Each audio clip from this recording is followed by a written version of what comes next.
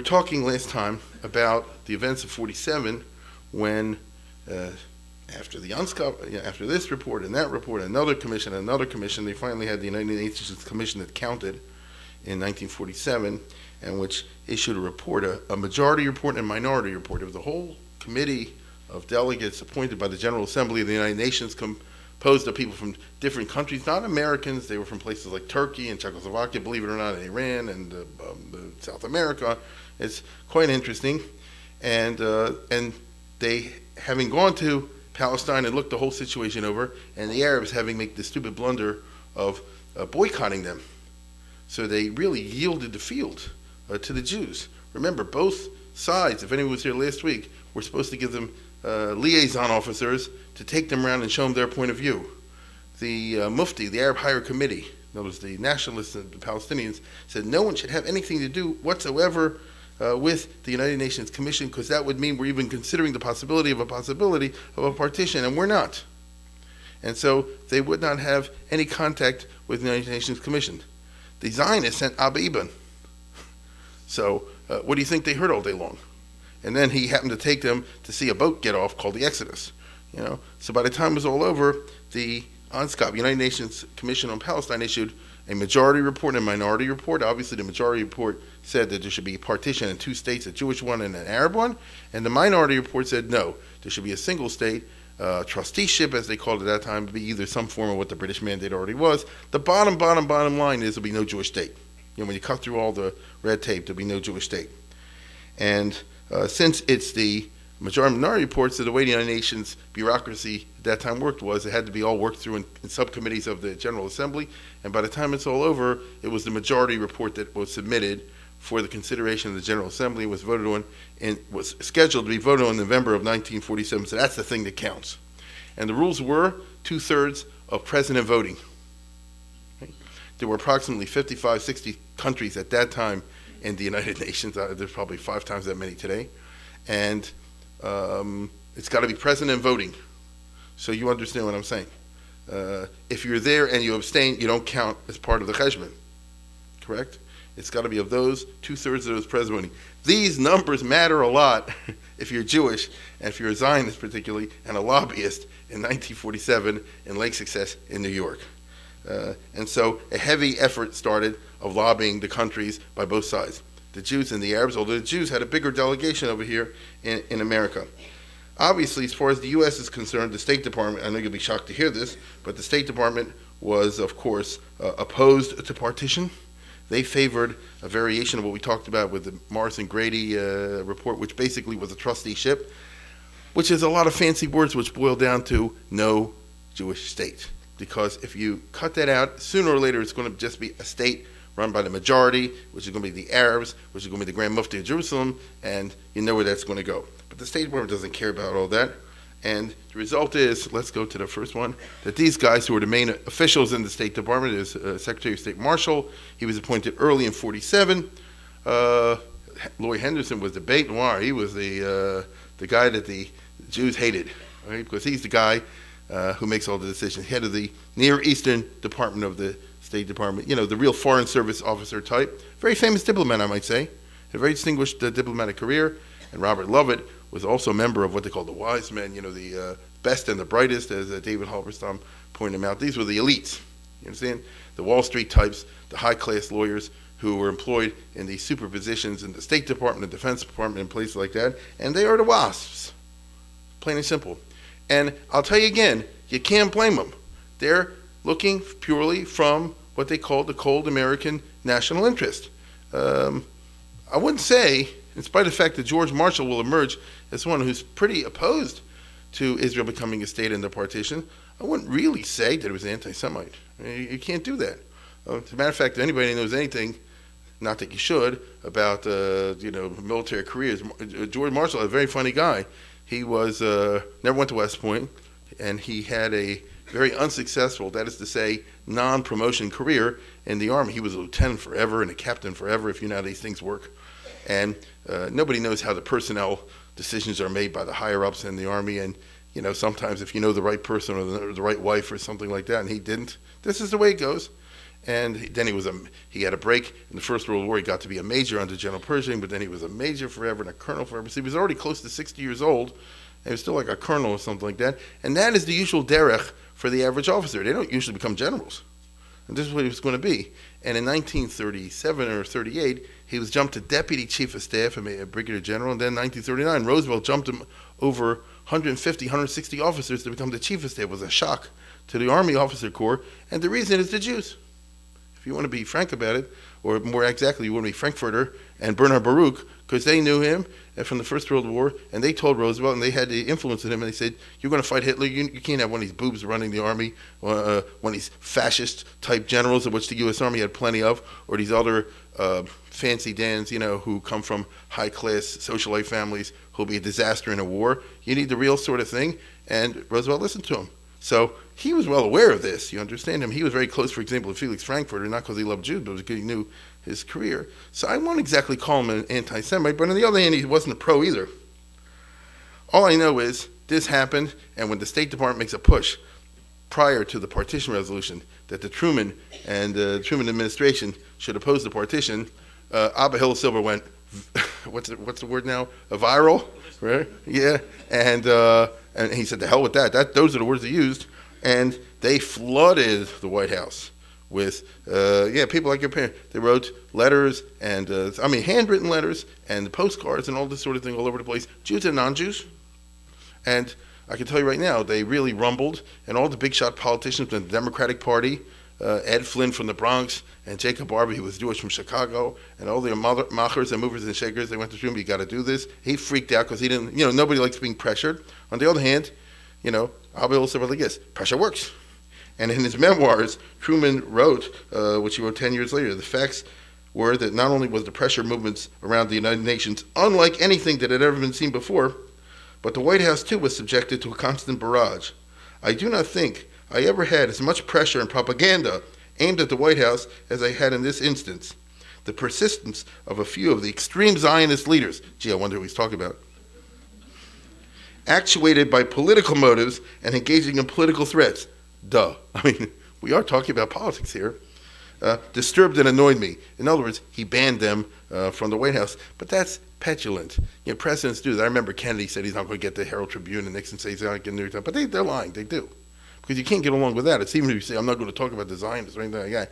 The votes are there, and the pressure is there, and the public feels it. And so he can be angry and all the rest of it, but this is the way it went.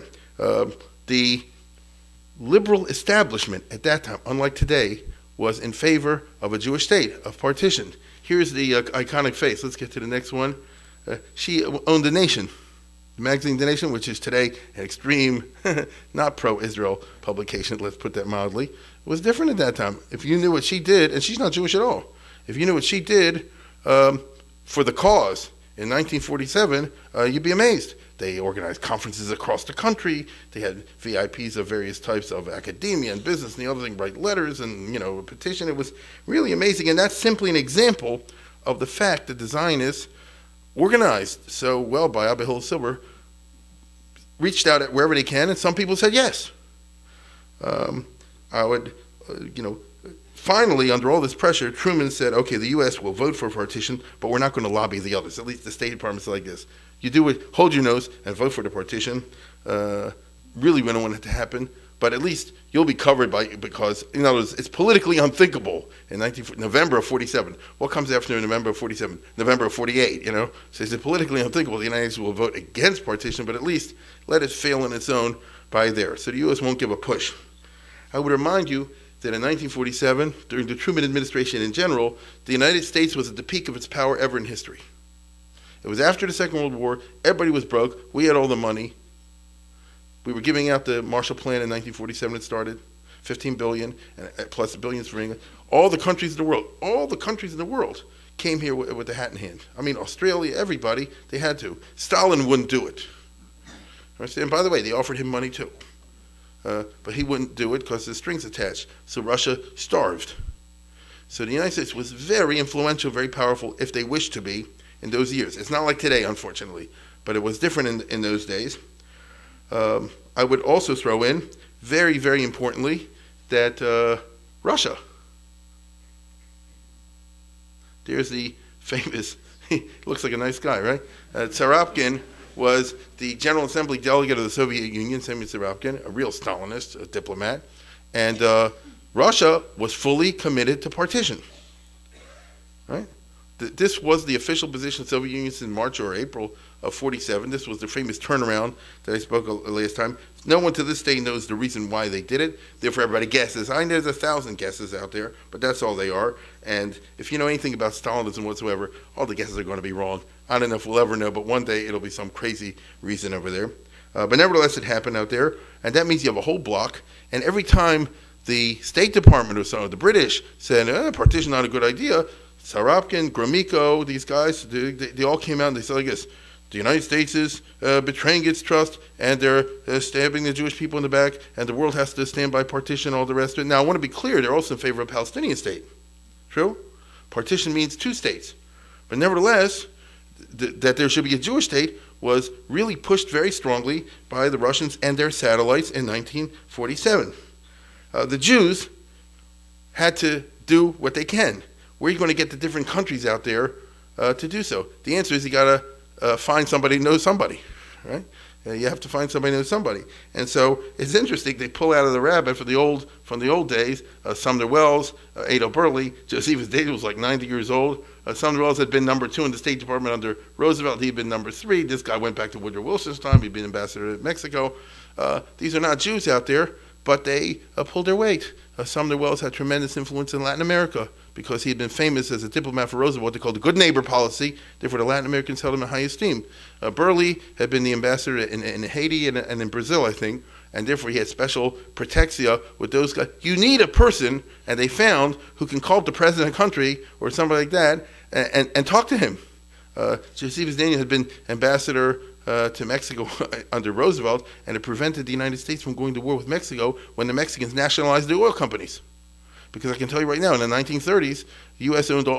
oil companies owned all the oil in Mexico. The Mexicans eventually nationalized the country. President Cardenas in 1935 was a national holiday even today in Mexico. And Wall Street being Wall Street, there was big rumbling going on. So the United States should have a second Mexican war. And it's only because of him and because Roosevelt agreed with him that it didn't happen. So they owed him a favor. And basically they said like this: get to these South American countries and get them to do the right thing. You have the Philippines was a famous case where the two leading, this is a wonderful story, Robert Taft and Senator Wagner. The guy on the right was the arch liberal. Have you heard of the Wagner Act? That's the Labor Relations Act of 1935. That's the one that gave the unions their power. You heard of this guy? He's the Taft-Hartley Act. He's the one who passed the law taking the power away from the unions. So one guy was the arch-Democrat, the other one was the arch-Republican. One was the leader of the left-wing liberal progressive in the Senate. Robert Wagner is just a famous person in American history, not Jewish, right? And Robert Taft is a famous conservative. They both signed a telegram jointly to the president of the Philippines saying, vote for Israel or else, okay? Because, well, the Philippines was destroyed by the Japanese in the fighting with MacArthur and everything in 45. They are desperate for money. That means the United States has to give money. That means the Senate has to approve it. And if you had to have the leading Democrat and leading Republican saying, do this, now I've heard stories about how they knew a Jew who knew somebody else, all the rest of it. But those are Baba Mises. This will really happen. You understand? It's a testimony to the success of the Zionists in America in mobilizing significant support for Israel on both sides of the aisle. Okay, I would say, by the way, Truman administration was not like today. There was strong bipartisanship in foreign policy, not in domestic policy. And here was an example of that sort of thing. The next one's even better.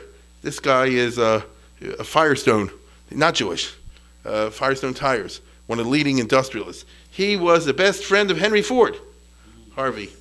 Yes, he was. And they built up, listen, these are the captains of industry that we learned about when we were kids in the textbooks, before they changed the textbooks. Anyway,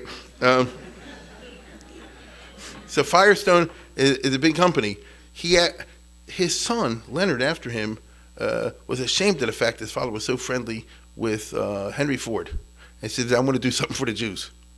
So when somebody, I don't know who got to him, he's like this: Liberia, it has one industry, right? At that time, anyway, you'd probably have less today. So Liberia and Arab, well, it's weird that the fate of Am Yisrael, been around for 3,000 years, depend on Liberia. That's how it goes. You want to play, you have to play. And so Firestone Company was the only industry in Liberia. The rubber and the plants, all the rest of it. And he called up the president in the middle of the night and he says, I really would appreciate, as they do, if you would vote this sort of way. And even though he'd been lobbied by the Arabs, he gave in to Firestone. And so this is what the Jews had to spend their time doing, finding the Firestone here, finding the Sumner Wells there, and finding the other things. None of these people are Jewish. Right? And they did find them. That's the point. In spite of everything, it becomes clear as you get in November of 1947 that unless the U.S. government is willing to twist arms and push, it's not going to happen. Right? You need that kind, because there's just not the votes there. You needed 2/3 of president voting, and you're not going to get the votes there. Truman had been sort of committed to the State Department policy, the compromise policy of saying we'll vote for it, but we won't lobby for it. And so the Zionists basically turned to the one man, Eddie Jacobson, who was Truman's close friend. They said, you got to get to him and tell him they have to turn on the steam. And, it may not be what the State Department likes and General Marshall and all the rest of it, but you got to do this. And he wrote him a very interesting letter, part of which says, this is Eddie Jacobson writing to Truman, in which he says, I think this is a person who was closer than close with Truman. It's very interesting. Harry S. Truman obviously was not Jewish and didn't have many Jewish friends, but he was very close with this particular guy. And he wrote to me, he said, Jacobson wrote to me, and he said, I think I am one of the few who actually knows and realizes what terrible heavy burdens you're carrying on your shoulders during these hectic days. I should therefore be the last person to add to them, but I feel you will forgive me for doing so, because tens of thousands of lives depend on the words from your mouth and your heart. Harry, my people need help, and I'm appealing to you to help them.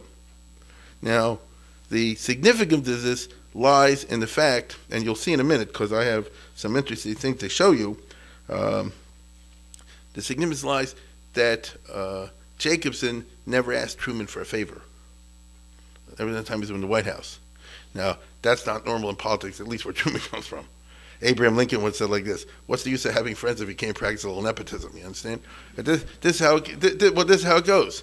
There are very few people out there that they're a close friend, and they don't, especially somebody who's poor. He's like, couldn't you get me a job with the government on some commission or something like that? He wouldn't do it, okay? So he was a poor man. I would add that Harry Truman was a poor man. This is something they had in common. Truman never lived in his own house his whole life. When he got married, he moved into his mother-in-law's house. And he stayed there until she died after he was president. His mother-in-law lived with them while he was president. When he fired MacArthur, she said, "You're a loser. MacArthur should have fired you." This is true. And when she died, she left the house to the wife.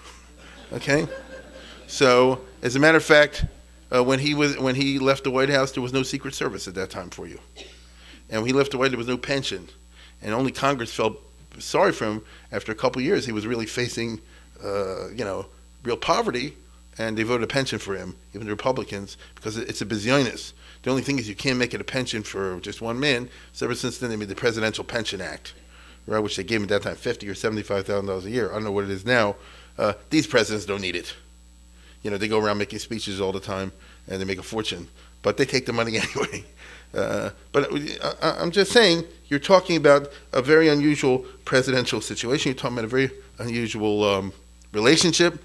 I can tell you that when Jacobson goes to see Truman, as he did a whole bunch of times, many times, he just used to take a train or fly to Washington without an appointment. He would go and hang around the White House and wait for the appointment secretary to say, "Oh, you're here. Just know that I'll squeeze you in," and so forth. And Truman loved to talk to him as long as he didn't talk about politics. You understand? He loved to talk. It was like a relief for him, talk about one thing and the other. And but here he went political. He said, He said, "You got to do this. I can't stand by and pretend that this doesn't count." There's a whole long story because he told Truman that every time he went to Washington, he paid out of his own pocket. He was a poor guy. It cost money. right? A plane, in those days especially, in a train even, and he told Truman, he says, I wanted to leave a little bit to my kids. Not a lot, but a little to my kids, but I told my daughter I'm not going to have anything left to you, spending all the money, And the daughter said, just leave me your good name. That hit Truman right there. You understand? And so what's going to be? Truman's appointment secretary, Matt Connolly, was a real politician, went to federal prison a decade later, called up Eddie Jacobson after he wrote this letter, and he said, the boss told me to tell you not to worry and watch your blood pressure. He says, no, in other words, I'll switch the thing, I don't want you to get sick. Okay? That's the kind of friendship that they had over there, which is really pretty unusual. And Eddie Jacobson later on was asked about this, and he says, I don't know, he says, I'm not a very good Jew. I came from an Orthodox family, but I don't practice much at all. But I remember growing up in my house, my mother always used an expression, es ist bashert, which means that it was meant to be. And I've always felt that I had that kind of thing at this particular moment. And Truman, therefore, issued instructions to the White House, to the State Department, to twist arms. You understand? He said, do it. And I'm going to show you something really cool, because Ari actually found this for me. Here's this. I mentioned before, I didn't know it was online, that Truman had this show later on that he did on television early in the 60s, once a week or something like that.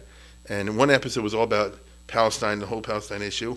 And he's going to say over here, now this is, I'm being a little anachronistic here. This actually has to do with something in March of 1948, when after the partition was done, the State Department wanted to backtrack on it. And Eddie Jacobson basically said, I want you to see Chaim Weizmann so he can talk you out of it. And then Truman didn't want to listen, but he did listen. You understand? And just to hear him say it is, you'll see the whole point. Go ahead.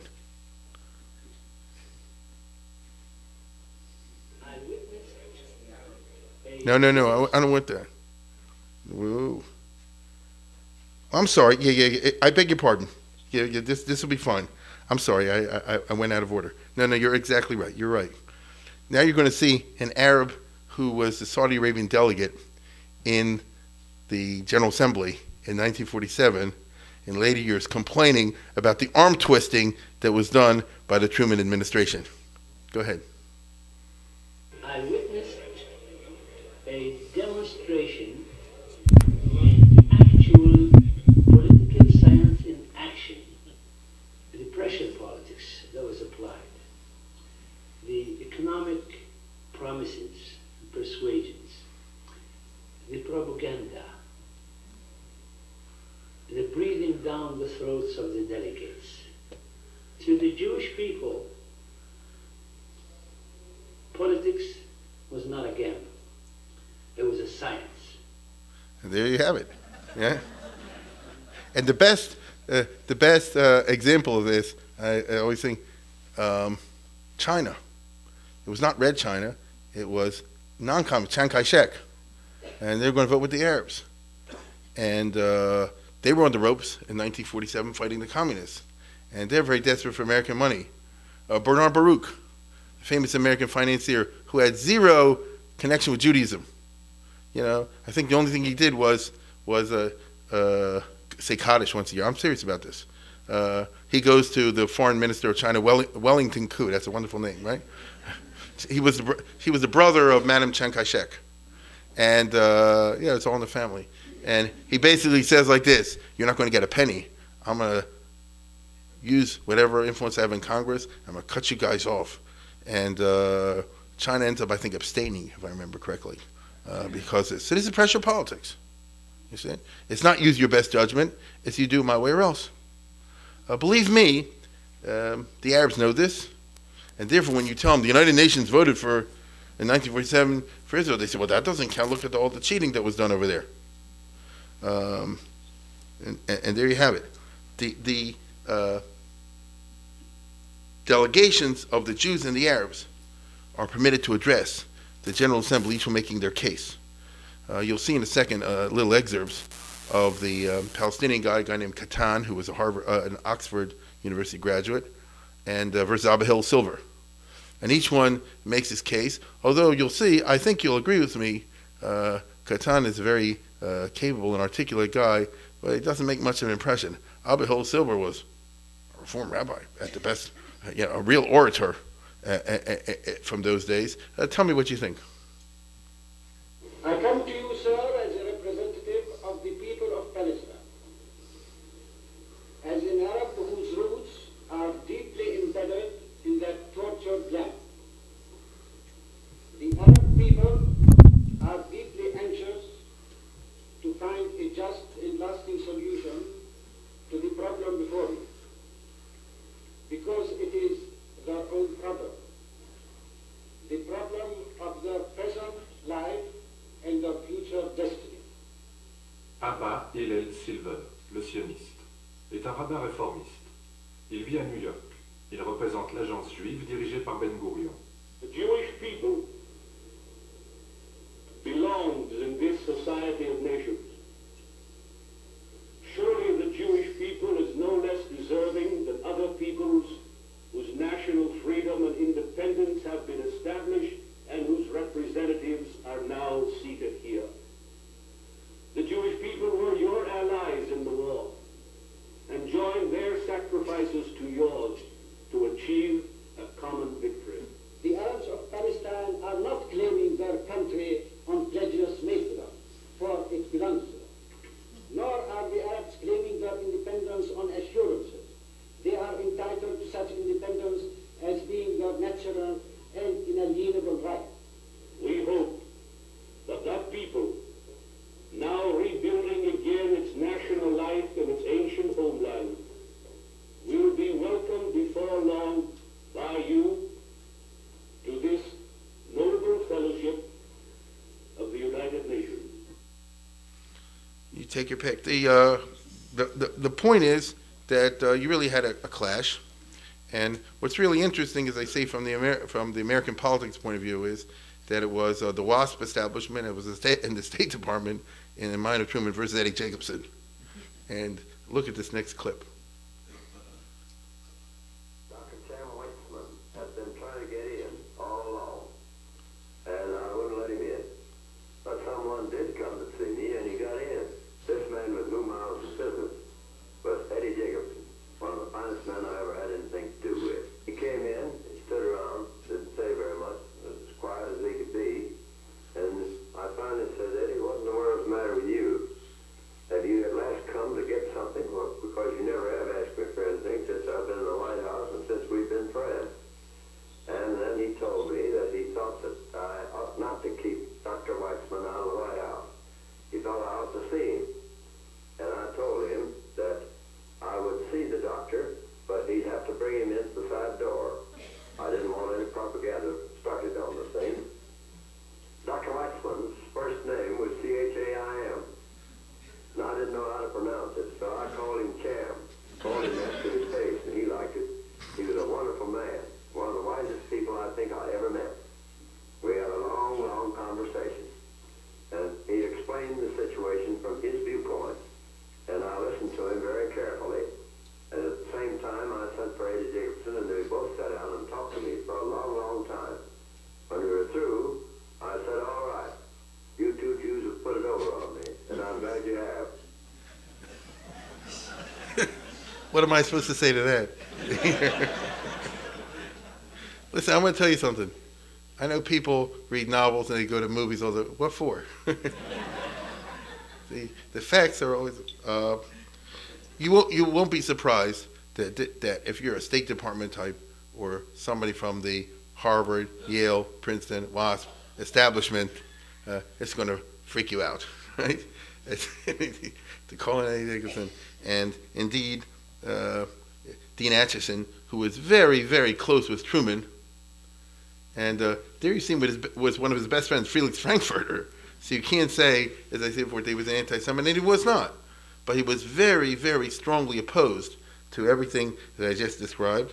And in his memoirs, he says, I did not share the president's views on the Palestine solution to the pressing and desperate plight of the great numbers of displaced Jews in Eastern Europe. The numbers that could be absorbed by Arab Palestine without creating a grave political problem would be inadequate, and to transform the country into a Jewish state capable of receiving 1 million or more immigrants would vastly exacerbate the political problem and imperil not only American but all Western interests in the Near East. From Justice Brandeis, whom I revered, and Felix Frankfurter, my intimate friend, I had learned to understand, but not to share, the mystical emotion of the Jews to return to Palestine and end the diaspora. In urging Zionism as an American government policy, they had allowed, so I thought, their emotion to obscure the totality of American interest. You can understand what he means, right? Acheson tells us that Truman chose to ignore the totality of American Jewish interest because he'd been converted to Zionism by Eddie Jacobson, his one-time partner in an unsuccessful Kansas City haberdashery. American history is great, isn't it? It was this emotional commitment, this compassion for the Jewish people, Mr. Acheson insists, that drove the president to mislead the Arabs and use coercion on the British. It was not, as the British leaders publicly alleged, an unworthy bid for the Jewish vote. And that's by somebody who is very, very close, right? Very, very close with okay, he's from St. Louis, right? There you go. I'll tell you something just on a personal level. Not a personal level, but not long ago there came out a very interesting book called Affection and Trust that you have over here, which is the personal correspondence of Harry Truman and Dean Acheson after he left the White House, and they were very close. It's actually very interesting because they said we want to keep a totally honest relationship, a real friend, someone you can criticize and still be friends. So tell me what you really think. And when Truman writes his memoirs, he says like this: the State Department opposed me because they're anti-Semites. Those are the words he uses. And Acheson writes the whole thing over there, and he says, how can you say that? Because Truman sent it to him to review, and it's not true, and all the rest of it. And Truman wrote back, says, I think it is true. I'm putting it in. So, that's how these things kind of turned out. What shall I say? The final vote, when the UN happens, is 33-13 with 11 abstentions. Now, I don't have to be a major mathematician to know that what counts, therefore, is 33 plus 13, which gives you what? So how much do you need for 2/3?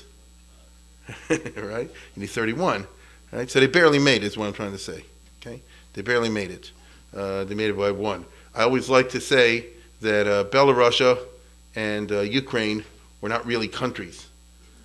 Stalin insisted at Yalta that they should be counted as extra countries so you could have a few extra votes because he wouldn't join the United Nations without having a handicap of a couple of votes. And Roosevelt said, all right, give it to him, and all the rest of it. As far as I know, the only time this ever really counted was the United Nations resolution. So the Lord has a strange sense of humor. If you look at the countries that abstain, it's significant because many of them represented cases where the Zionists pushed real hard to get them to abstain at least. So it won't go against them because first of all, there'd be a vote against, and second of all, it'd make it harder to get 2/3. So it was a close call, and it would not have happened a year or 2 or 3 later when you started to get all these third world countries to join in significant numbers, and there's no question that they would have voted against this. So really, Israel got on the train at the last possible moment, which is really food for thought when you give it some kind of, real mature consideration. I would also throw in, if you look at this list over here of those who vote yes, the communist countries is a major element, isn't it? No way they could get it without Russia and Ukraine and Belarus, and you got Poland and Czechoslovakia and Hungary and Romania and Bulgaria, and so I mean it was it's funny, they're a vital element, not just an extra, a vital element in getting the 2/3 that Israel needed absolutely. So it's really remarkable over there, and it's hard to imagine that we owe anything to Stalin and Molotov. But it's a fact, at least in 1947, as I say before, no one will ever really know the reason why. In the future, I will speculate on this when we get closer to the actual war in May of 1948. But there's no question that the political support, not the military yet, but the political support of the Soviet bloc was more than vital on a number of levels to Israel succeeding in the United Nations. It is one of the elements, not the only element, but it's one of the elements that pushed Truman and decision makers to supporting Israel. They could, among other things, they could not be on the wrong side of this and Russia on the right side. It couldn't be that the United States would be seen not to be for Israel, and the Soviets, all this would be, because remember, communism was still a popular movement around the world, and in the United States, It was just beginning to change in the Truman administration. That's when the Cold War mentality kicked in, but you still had a lot of Soviet sympathizers. And in March or April of 1948, there will be a by-election, there will be a congressional election because somebody died or left office or something like that in the Bronx. And the communist candidate will defeat the Democratic candidate for Congress. His name was Leo Isaacson or something like that. And he wasn't communist, but almost, one of those super pink sort of things. And it really is true. And this, freaked out the White House and a lot of other people. Understand? So it's funny to think about it, but this remained the official policy of the Soviet Union until 1967, meaning that they were in favor of the 47 borders, not the 48, 49 borders that Israel conquered. The official policy of the Soviet Union is they're opposed to the Arab policy of trying to destroy Israel, but they're also opposed to Israel having any territory beyond the 1947 lines. After 1967 war, when Israel conquered all other territory, Russia moved up a notch, and they said now they're in favor of Israel having the green line, the 1948-49 lines, when Israel was already talking about holding on to the Golan and everything like that. So they're always a little bit behind on this sort of thing. But it's just interesting to know that is their policy. And even though they've always been terrible enemies of Israel, we all remember what the Soviet Union was doing, they always insisted that they were not. And the official policy of the Soviet government is we're not against it. Gromyko, even if it was a real chalaria, always said, I'm the one who raised my hand. It's true.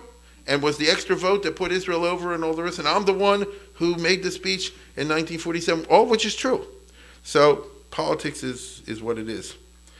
Well, the British, let's put it this way, a lot of people were shocked. The Arabs were super shocked, and the British were also, because who would ever think that the U.S. and Russia would agree on anything, and that the Truman would go into twisting arms, like I just told you, to force many wavering countries to get there. Greece was another example, but the Arabs already bribed their way to the top of the Greeks before the Greeks could, so they were working on it, but there wasn't enough time. David Niles of the White House said, give me another week, and I can get the Greeks over on the right side of this also, because Truman did the Truman Doctrine on Greece. But that's how politics really works. Let's put it that way. The British are so angry, they say they're getting out in 6 months, and to hell with both sides, right? Meaning we're not going to have an orderly transition of power or anything like this. If the place collapses, serve you right. You've been shooting us, we're bombing us, trying to bring peace and order in Palestine. Have it your way. See if you can do better without us. Now, obviously, what they really hope is that the chaotic conditions that will come in Palestine will necessitate their staying there at the request of the Jews. But that's for next week. Now, that ends this part about the partition vote, which brings us up to November 30, December 1, right about this week, of 1947, and creates a new reality. The Arabs, as I say, were super shocked. The Jews dance. I didn't bother to give. I know you've all seen pictures one time or another with the Jews dancing when they heard the news in Tel Aviv. But Ben Gurion very famously said like this, I didn't dance because I know what's coming up. Let them out there. I know what's coming up. The Arabs said all along that they would fight it. And on November 30th, they basically declared war with the attack on Rehov Yafo. The next day after the UN vote, you all know Israel. I'm sure everybody here, you look like the type of crowd, everybody's been in Israel one time or another. And right up to Jaffa Gate, the Rehov Yafo, and then up where the Dam Pearl is, and straight up into Rehov Yafo, huge mob. The British police don't do anything. They kill, they burn buildings and offices and stuff like that. The British stand by. You can look it up and see for yourself. And British basically say this, you wanted it? How do you like your new independence and so forth? And what are you going to do all about this? This is actually the first time Jews and Arabs fight each other. Isn't that interesting? Until then, it sounds a little counterintuitive. Until then, all throughout the 20th century, it had never happened that Jews and Arabs had fought each other. There had been a couple of Arab riots in 1919 and 1920 and 21 and 29, where there was, a couple pro-otas, they call it over here. But I'm talking about an actual, and it was a one-way fight. The Arabs attacked us. That there will now be a two-way fight, never existed before. It's just interesting. The Intifada, the great Arab uprising of 1930s, was against the British. Now, they were against the British because they were sheltering the Jews, but it was against the British. Okay? It's just interesting. So the two sides never squared off against each other, but now they will. Okay? I might point out during 1945, 46, 47, when the Irgun and the Stern Gang and the Haganah were all blowing and shooting everything up, the Arabs were standing on the sidelines. They didn't participate, except some Arab gun runners smuggled, for money, sold weapons to the Irgun, and that's where the Irgun and Lehi got all their weapons, from Arab, arms dealers and things like this. So here's the funny thing. Both sides were completely unprepared for war. The Arabs thought there was no way the Jews would get statehood from the British. The Jews thought there was no way the Arabs would dare to oppose the British and the mighty United Nations. So the Jews were convinced now that the UN, with the United States of America and Stalin, both agreeing that there should be a Jewish state, among other things, no one will mess with that. And therefore they were in La La Land. The Arabs could not believe that the evil satanic Jews would ever be able to persuade the world, even with their twisting ways, that they should be able to steal land from the Arabs. And so both sides were completely unprepared. The Jews had always said, we're going to get a state. The Arabs had always said, we will fight and kill all the Jews. But each side always poo-pooed the rhetoric of the other. It's really interesting. Right? Both sides use very powerful language. Think of the language that Ben Gurion or somebody was using about the future of the Jewish state. Think of the language that the Grand Mufti and the nationalists in Palestine were using about what they're going to do to Jews. But the attitude at that time was, yeah, we know, it's the Middle East, everybody uses rhetoric, all the rest of it. The Jews blew, 1945, 40, I'll use a stronger expression. The Jews blew 1945 and 1947. They didn't acquire any weapons. This was just dumb. You understand? Especially after the Second World War was over, some know, the unbelievable surplus weapons that the U.S. just dumped. We had an army of 11 million and weapons for twice that number.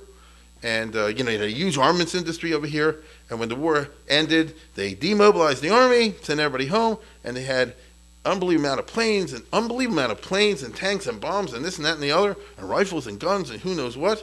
And, you could have bought it at Sunny Surplus. They could and they didn't do it. You get it? The Jews were pretty much without arms on November 30th of 1947. They had a small amount of weapons and nothing really. We paid a price for this. What can I tell you? It's a profound failure of foresight, and it's a smug self-deception. We saw it in the Yom Kippur War, right?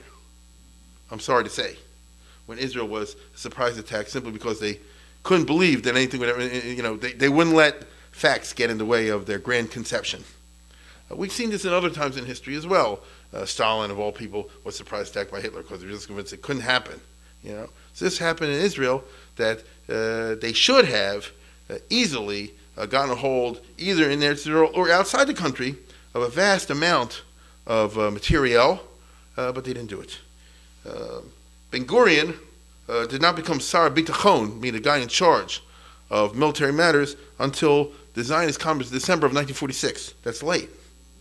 And then, in his way, he demanded funds. He demanded $5 million. He demanded $5 million. They promised him $3 million, and they didn't deliver the $3 million either.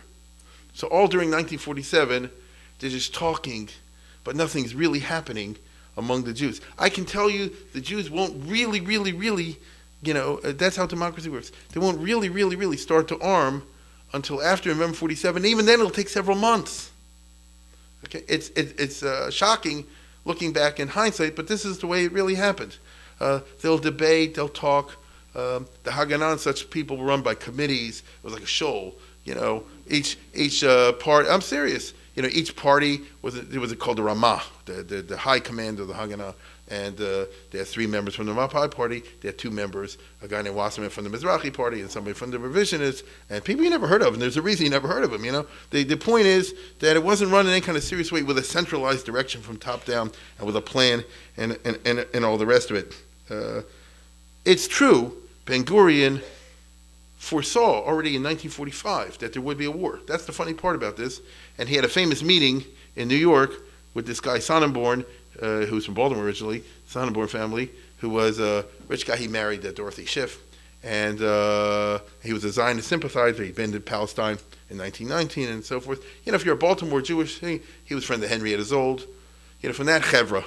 and he was a multi-millionaire, of course, oil executive, and Baltimore has these Jewish oil executives. It's kind of funny, Blaustein and all these others, in the 40s. And Ben-Gurion met with him, and he said, get me a couple of rich American Jews. And he said, we're going to have a war, and therefore you have to start planning nickel and dime stuff. 1945, 46, 47, they had some pistols and a couple of things. They get a little factory produce bullets. I mean, that's important, you understand, but you understand what I'm saying, right? They could have gotten easily, I'm not exaggerating, 20 million bullets, 50 million bullets lying around from the surplus and things like this. But that's what they did. So they don't have any real weapons in the inventory. The Haganah was basically a joke at that time.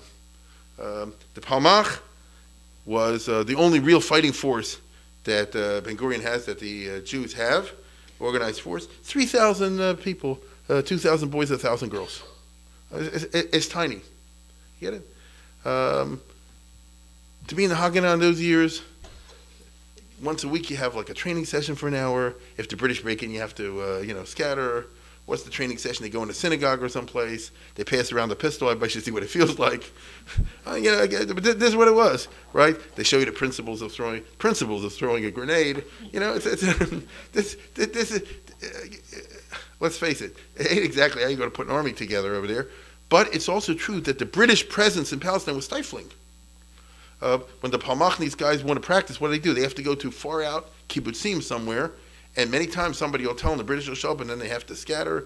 And it was physically very, very difficult to put any kind of training program together. Now, in hindsight, I can play this game and say, why don't you go to America or to England to Europe somewhere where you could have, or South Africa, and they could have found training ground and raised an army in B'chutz La'aretz and trained them and all the rest of it. Hindsight is 20/20, I understand. But it didn't happen. Rather, the only real group, as they say before, Palmach stands for Plugot Machatz, for assault squads, and they were more or less had strong training, but even they weren't exactly super trained or anything like this. The Irgun, if you want to get down to numbers, had maybe 2,000 people, probably less. The Lehi had a couple hundred people in it. These are small groups. You can't fight 1.2 million Arabs, with these kind of tiny numbers. There wasn't really a draft or anything like that. After November 30th, 1948, 47, when the Arabs rioted, Ben-Gurion said, I guess we have to make a draft. They debated until like April. You understand? Even during the time when they have these, as I'll talk about next week, the convoys that you know about that the Arabs shot up on the way to Jerusalem and places like that, there's no draft. You understand? They're still debating. Yeah, no, yeah. It is what it is. And so the Jewish agency, which ran the Yeshuv, including the security committee, which is what I'm talking about, they're in denial. Ben-Gurion, as I say before, prior to November 30th, lacked a sense of urgency also, if you want to be honest about it. And that's the way, that was on the Jewish side. However, what about the other side? It's not as simple as you imagine. Let's contrast this with the Palestinians, which is very misunderstood. I'm sure, especially by this crowd, but by any crowd. Because the real scholarship, not the rhetoric, is only coming out now as we speak in the last 5-10 years. Here's a very, very significant book called Army of Shadows, Palestinian Collaborators with Zionism 1917 to 1948 by Hillel Cohen, who's a researcher at the Hebrew University, he's a history researcher. And he has gone into the files of the pre-State of Israel Jewish intelligence service things. In other words, these are the guys who run the collaborators, who keep track of what Arabs are this way and that way. And therein lies a story and a powerful contrast, because with all the schlepperai that the Jews had, they were centrally directed. The Jewish community at this time had what they called the Mosdot Halumiyot, the national institutions. And there was a lot of yak, but they were democratically legitimate and they were nonviolent. Notice they had a real government. The Irgun disagreed and the Lehi disagreed, but they were marginalized groups. Overall, the vast majority of Jews in Palestine, obviously not Meah Sharm, but the average Jews in Palestine looked to this group as something they vote in, even under the British. And like any government in the world, you like this, you don't like that, but they're the government, and you listen to them. And as I say before, they resolve differences among each other through debate and discussion, and then you reach some kind of a democratic solution at the end, even if people's feelings are hurt, but then you move on. And the Arabs lacked all this. By contrast, the Arabs in Palestine, I'm talking about, lacked democracy. Their leadership consisted of self-appointed members of the elites who are fundamentally split on the Jewish question and have been for a long time. Okay, now listen to this.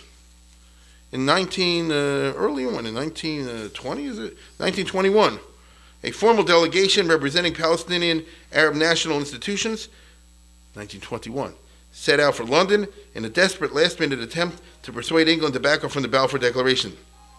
Hassan Shukri, the mayor of Haifa and the president of the Muslim National Association, was not on there. He sent the following telegram to the British government. This is one of the leading Arabs in Palestine in 1920. We strongly protest against the attitude of this delegation concerning the Zionist question. In other words, we're against the anti-Zionists. We do not consider the Jewish people as an enemy whose wish is to crush us. On the contrary, we consider the Jews as a brotherly people, sharing our joys and troubles, and helping us in the construction of our common country.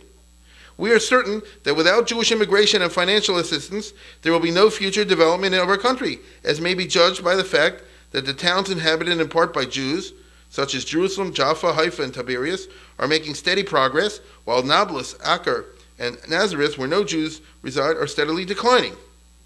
Now, this guy, I'm sure, was paid off by Jews, but that's not why he did it. You understand? No, his money can't buy all that. This is a key element. There was fundamental split among the Arab elites on the Jewish question.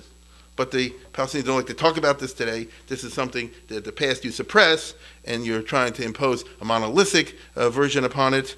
Contrary to current propaganda, there were many Arabs who wanted coexistence. Why? Partly for venality. The Zionists definitely cynically bribed them and co-opted them, because from early on, the Zionists are centrally directed. They have what they call the Mosdot Alumiyot, the Jewish agency, for example, things like this, who have, among other things, a political department. That's what it's called, Machlaka Politik, and they have intelligence service. And one of the things they're going to do is try to say, how can we get as much Arab stuff out of us as we can, which is what countries do. The Arabs in Palestine don't have anything like that. It's also true, though, that many Arabs are going to be moved by a sense of, let's try to live together for mutual benefit, like the guy said. Right? The Zionists had long suborned Arabs of all classes. This is just the way it was since the time of Herzl and before that. But on the other hand, it is a fact that there was a genuine lack of nationalist consciousness among the Arabs, among many of them. There was a lot of local and tribal consciousness. That's who they were. It's their right to feel this way. Okay? Now, the nationalists don't agree with what I just said. It is not your right to feel this way. And there is the great debate among the Arabs of Palestine in the 1920s, 30s, and 40s. Okay? But one man's shochad is another person's chesed.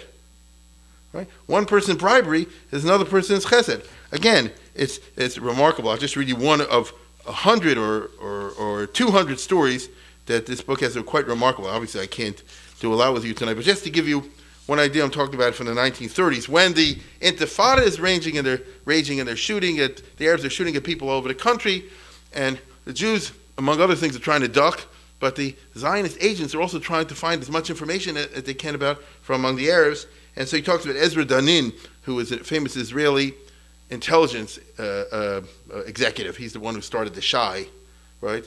The Mossad, as you call it today. And he says that he recruited one of his first agents in the summer of 1936 through Kibbutz Givat Chaim's shepherd, Parnetto Klein, as a Jew. When out, this is a tip, what I'm talking about, I'm picking one of 100 stories. When out grazing the kibbutz's livestock, Klein occasionally encountered a middle-aged Arab shepherd. He learned that the man had never married because he lacked the money to pay a bride price. One day, Klein made a proposal. You're a miserable beggar. You'll never be able to save enough money to buy a young woman like you want. And in the meantime, you will commit the sin of bestiality. But if you provide us with news about what goes on in the camp of Al-Qa'uqji, who's the leader of the Intifada fighters, over there in the mountain across the way, we will give you enough money you can finally buy a wife. The shepherd accepted the offer and asked first for money to buy a donkey and 2 crates for vegetables. Why? The conversation sounds, the author says, the conversation sounds simplistic and testifies the attitude of collaborators and others like him. But from that moment on, the shepherd became a produce merchant who regularly visited the camp of Al-Qaukchi's army and passed information about them when he saw a decline. Once, he brought news of an attack that Al-Qaukchi was planning. The information was passed on immediately to Danin, who forwarded to British intelligence. A British force went out to meet the rebels and inflicted serious losses upon them. Afterwards, when the shepherd produce merchant saved up enough money, he married. To his dismay, well, let's put it this way, he had some issues about marriage, and they sent him doctors from Hadassah Hospital. I promise you, to remedy the situation. It's as close as I can get to it. This of course, only reinforced the man's loyalty to his operators. Now, what do I mean by that? In other words, the Arab society didn't do anything for him. The Jews came through, big time. So is he a traitor? He doesn't think in nationalist terms. He thinks in the life of a miserable beggar. You get it? For him, the Jews are his friends. He can't read. You know, he's not aware of nationalist doctrines and ideas. Probably never heard the word. And so what are we dealing with over here? You see? The shepherd was recruited in the first phase, the Arab rebellion's first phase, and agreed to collaborate with the Jews because of his personal needs. His experience was an aid to the recruiters. And he gives many, many stories along here. For example, Abba Chushi, maybe some of you remember, was for many years the mayor of Haifa. Back in the 1930s, was the head of the Jewish labor union, the Histadrut in Haifa. Made a lot of Arab friends. Began to collect information. In February 1937, he received a warning about a plot to incite riots and kill all the Jewish longshoremen at the port. Okay? Who told him? Arabs, who he's friendly, so he did favors for them. So they're doing a favor back, which is I'm giving information. He says, with the help of 4 or 5 of my friends among the Arab port workers, I was able last night to uncover this web of intrigues, as well as the place they met and from which the orders are handed down, he informed the Jewish agency. His informants were members of the Palestine Labor League, which is an arm of the Histadrut. Okay? They brought the information to him despite the curfew and the double jeopardy of entering a Jewish neighborhood. Such informers acted out of friendship and appreciation, and they were aware of his power and influence in the port city. Like I say, you do me a favor, I do you a favor. I heard that's called life. Okay? He skillfully cultivated his awareness, and when the thirst of vengeance was added to the mix, the road to fruitful collaboration was even stronger. And he gives an example about a group of Arab Sumerian fellow workers. These are peasants, cast light. And I'll just give you, it'll take me 2-3 minutes to read this, but I think it speaks volumes, otherwise I wouldn't take your time with it. And he says, on February 8th, 1939, 6 peasants, Arab peasants, from Jenin area contacted me. Some were from this town and from other town, and they told me, one of our friends has advised us to come to you because you're known to be a faithful friend of the Arabs, and you have more than once come to the aid of people in trouble. Our sheikh is mortally ill. His days are numbered if he doesn't get immediate help. He was taken prisoner by an Arab group, one of Arif al-Abdeg Razek's gangs, meaning a nationalist gang, and he spent 5 or 6 days in a deep pit without light, air, or food. He lost blood. Please help us save our leader, and we will not forget the favor all the days of our lives. I sent the sick man, accompanied by 2 friends, to the clinic. There they examined him, decided it was necessary to get him to a hospital, blood transfusion injections. If it was delayed by another day, he would die. I asked Magena David Adom people with the right kind of blood for a transfusion, providing aid to the point of donating Jewish blood of an Arab, made a huge impression on the other Arabs. Especially since we made no conditions and demanded no payment or compensation for the human act we performed. They offered us their help in the war against terror and the terrorists. I repeat, they offered their help. I asked them why they were doing this. They answered, we have suffered enough from the terror, meaning from Arab terror. These are Arabs talking. We have suffered enough from the terror. We have suffered more than you. In our village, there's almost no family in which 1 or 2 or 3 have not been killed. We are all descended into poverty. Our property has been destroyed. Between us and Yusuf ibn Dara and Alpha Razek, there's a blood feud. In other words, we hate the nationalists now for the people they killed in our community, what they've done to us. We want to prove our friendship to you and pay blood for blood, this is Arab talking, to avenge our murdered relatives, and together with that, prevent the spilling of innocent blood. We are prepared to show you whenever or whoever you tell us, all the terrorists in the city, and also to give you information that'll prevent murders in the future. And it goes on to say that it was really true. Now, this happened all the time. The stories that they have in here could fill 10 novels. Like I say, I'm under time limitation, so I can't give it all to you. But you understand what I'm talking about over here. Now, that's what I mean when I say one man's chesed is another person, shochad is another person's chesed. At the same time, ever since 1919, a nationalist group had arose in Palestine, led by Amin al-Hussein, who became the Grand Mufti, infamously. And this is the Husseini family. So this is one clan. And what they're doing is they're saying like this: we're taking over, we're the head of the nationalists, anybody gets in over, we get killed. No genuine political tradition. There's no parliamentary traditions, unlike the Zionists, right? They want to form a national group by saying, here's the position everybody should hold, and whoever doesn't go along with this will be tortured and killed.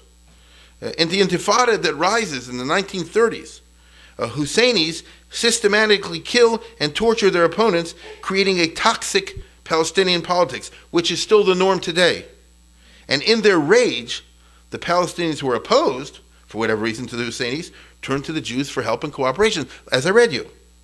The Nashashibi family, which is the Husseinis is one very elite Palestinian family with a large clan. The Nashashibis, maybe you never heard of them, but you all see that sign next time you go to Rehov Yafo and King George. You look there and you see Ronald Stores, and you see the mayor of Jerusalem, Rajab Nashashibi, having a sign there. That's an extension when they put the King George Street on there, on the corner of Yafo and King George. These are people who, in the course of the Intifada, are killed and tortured, and therefore they fight back. They publish a book called A Voice from the Graves of Palestine. They form anti-Husseini hit squads called, in good Orwellian fashion, peace bands, and they help Jews and are helped by them. Right? So people who know the real history know it's not simply the Jews on the one side versus the Arabs on the other side. If you want to be perfectly honest, and why not? If you want to be perfectly honest, it's Arabs on the one side and Jews and Arabs on the other. Right? It's Arabs on the one side, the Husseini and their guys, versus Jews and Arabs who don't agree to Husseinis and know they're going to get killed by them if they don't cooperate with the Jews. The stern British crushing of the Intifada in 1939. Maybe some of you remember we talked about this last year or 2 years ago. There was a big uprising among the Arabs, and the British played along, and they treated them with kid gloves until they had enough of it. And then the British sent in the army, and the army violently crushed through brute force the Arabs. They gave them a lot of warning, but then when they came in there, they destroyed towns and killed people, and they did a lot of stuff over there. And it breaks the will of many Palestinians to continue fighting in violence. They want a peaceful life. Many terrorists lions turn into lambs.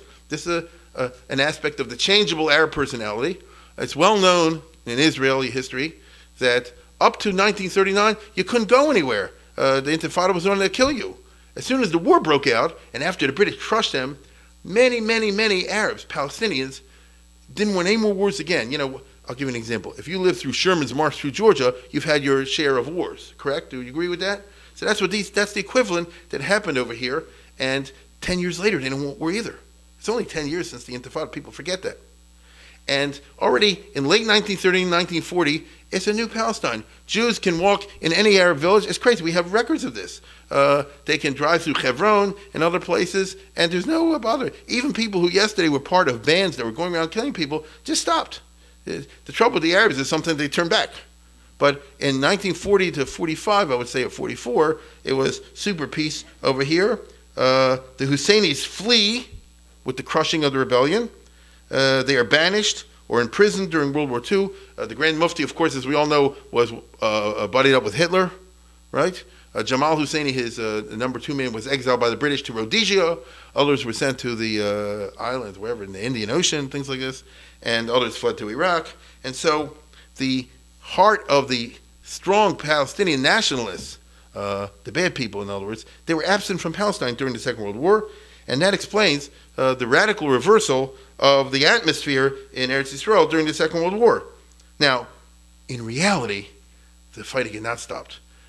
Nobody pays attention to this except specialists, but Husseini hit squads continue to bump off their opponents even outside of Israel during the Second World War. The leader of the Nashashibi peace bands is shot in Iraq. Another guy is bumped off in Beirut and in Damascus and places like this in Cairo. Notice they never, because it's the old Arab mentality, they never forget. And you got to get, but what they didn't realize, or maybe they realized they didn't care, is if you bump this guy off, then what does that do? You just made a bunch of enemies. So they thought in their way, because of this dictatorial, fascist-type mentality that they had over there, called the old-fashioned way, I'll kill enough people, they'll be scared of me, and then they'll go along with what I want to do. They didn't have that kind of power. They only had enough power to get everybody angry at them and say, the Jews are better than you.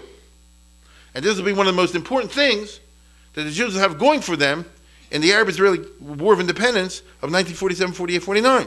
That to be, well, let me not go ahead of myself. The toxicity of the politics is denied and perhaps repressed, but not really. No, they say, oh, we're really united. The Husseinis are basically identified as the leaders of the genuine Palestinian nationalism. I think that's, everybody agrees to that. That the Mufti will come with the ones who represent the position that we are a state, we're a people, we want our own country. We're not a collection, as really they are, of a bunch of different tribes and groups all over the place, but we're all on the same page. Now, nationalism is, at the end of the day, a matter of psychology, of consciousness raising, right? You can have large areas of people who don't have any nationalist consciousness, it's well known, and then something or other, you can make it happen. Well, you see how they're trying to make it happen in the case of the Palestinians in the 1940s.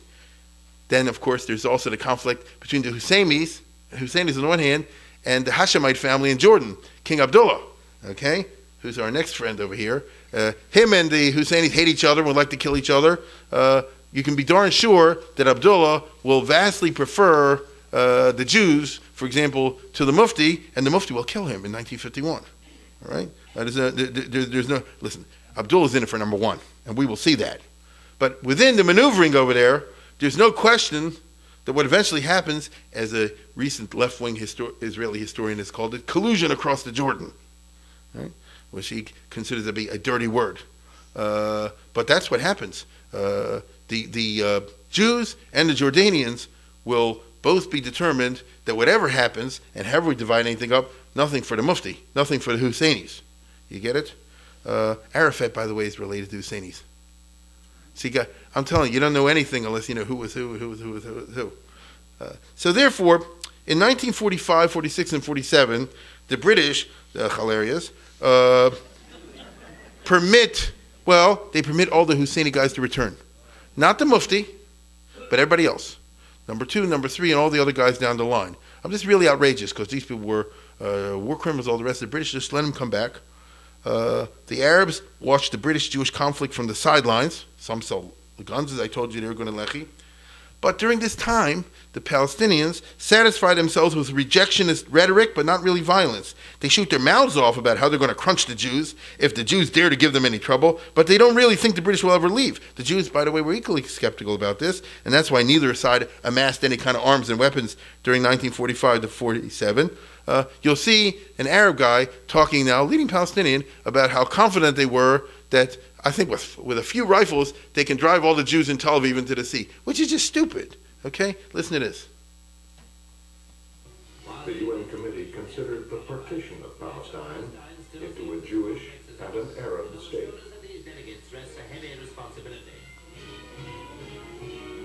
Is this what they want? The Arabs did not want to talk to the committee. Right. They wanted nothing to do with the Jews.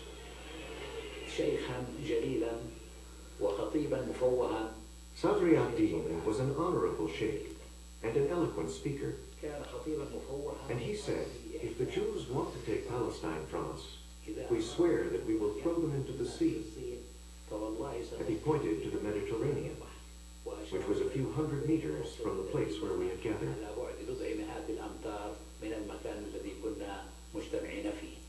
The Arab leadership believed that if a partition was imposed, they could reverse it by force. That's the Mufti's brother. Jamal Husseini, the chairman of the Arab Higher Committee, said that only 400 to 500 riflemen can easily take over Tel Aviv. Now look, that's how delusional they were. Tel Aviv was a city of 150, 200,000, okay, 500 rifles. Meaning that they, it's one of the problems when you start believing your own rhetoric. And that's what happened over here. So they weren't ready for war, but they talk like they were. The Palestinians do not realize, and perhaps didn't care, that their totally unyielding rejectionist stance makes them look unreasonable and fanatic compared to the Zionists who, quote-unquote, reluctantly agreed to partition. In other words, the Jews are willing to compromise and the Arabs not. Listen to Chaim Weizmann as he puts a very eloquent spin on that. He says, it's our country, but we'll put up with half. The most striking appeal to the United Nations Committee was made by Chaim Weizmann. We realize that we cannot have the whole of Palestine. God may have promised Palestine to the Jews. It is up to the Almighty to keep his promise in his own time.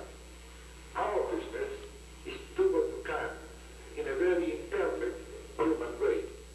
You understand what he says? It's up to God to give the whole of Israel to the Jews one day. Our business is to get practical over here, and we'll take what we can get.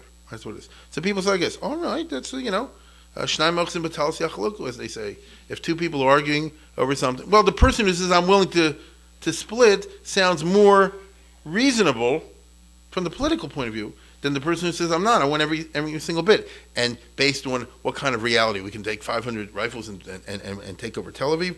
During 1947, the Husseinis, the nationalists, are pressuring the Arab public for national solidarity. So as they put it in their propaganda, quote, the Jews who say we are not a people, because after all, Herzl said, we have a people without a land, and we want a land without a people. What about the Arabs in Palestine? They're not a people, they're just living there. The Jews who say we're not a people should be proven wrong.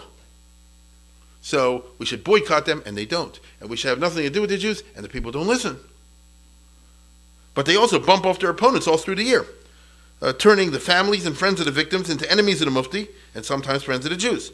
More and more Palestinians come to realize that a Mufti nationalist victory will spell not only death for the Jews, but death for them. This rational calculus of threat makes them prefer a Jewish victory to an Arab victory. It's just interesting. Many, many Arabs want a quiet life. They were spooked by the Intifada a decade earlier. They felt this way in 47, 48, so only a decade later. They will either not participate in the fighting in the war when it happens, or will do so reluctantly, or will ally with the Jews if and when they perceive the Jews will be the winners. This is something that's coming up. Many villages and all this will actually be helping the Israelis, even though I don't think that would happen today. The fact that the Mufti, though not really pursued by the Jews, is not permitted to return to Palestine, added to the fact that the Mufti is determined to hold in his hands all the strings of Palestinian Arab public life, and he acts to the fact that this is the case acts to prevent and retard the development of a Palestinian Sochnut, Jewish agency, or Knesset of their own, and therefore they are the Arabs severely handicap themselves by depriving themselves of a viable, popular, legitimate political leadership which could provide centralized, effective direction to the struggle against the Jews. This is just a basic difference and weakness that they had vis-a-vis the Jews. Viable, popular, and legitimate political leadership is precisely what the Jews had in their parliamentary and administrative apparatus. I keep making fun about it. They run it like a show. But at the end of the day, that's what democracy is, right? That's what it can be. Listen, we have gridlock in Washington, right? Yes, the Jews quarreled like crazy. They debate, and speechify endlessly. They curse and scream. There's a show meaning. But at the end, they vote. At the end, they vote. And when they vote, then they have a legitimate political policy. In other words, something happens. The Arabs do not have this. If you don't understand, the Arabs do not have. Therefore, there will be, I'm concluding now, there will be no real contest between the Jews of Palestine and the Arabs of Palestine. Left to their own devices, the Jews could easily take over all of Palestine, and the Palestinian Arab masses know this, which is why tens of thousands of them begin to flee the country the day after the United Nations vote, long before Israel becomes a state. To put it in simple terms, and real terms, the Jews have a general staff. The Palestinians literally did not have a general staff. Now, the Jews will have their issues with that, but they have a centralized command of an army structure, and they can give out orders and send and deploy people centrally directed, which is what you need. That's the ABCs of war making, a single decision-making place. The Arabs do not have that in the war, the Palestinians I'm talking about. That's why other Arab countries and groups know this, and they will seek to intervene in Palestine to save the Palestinians from their own folly. To be continued.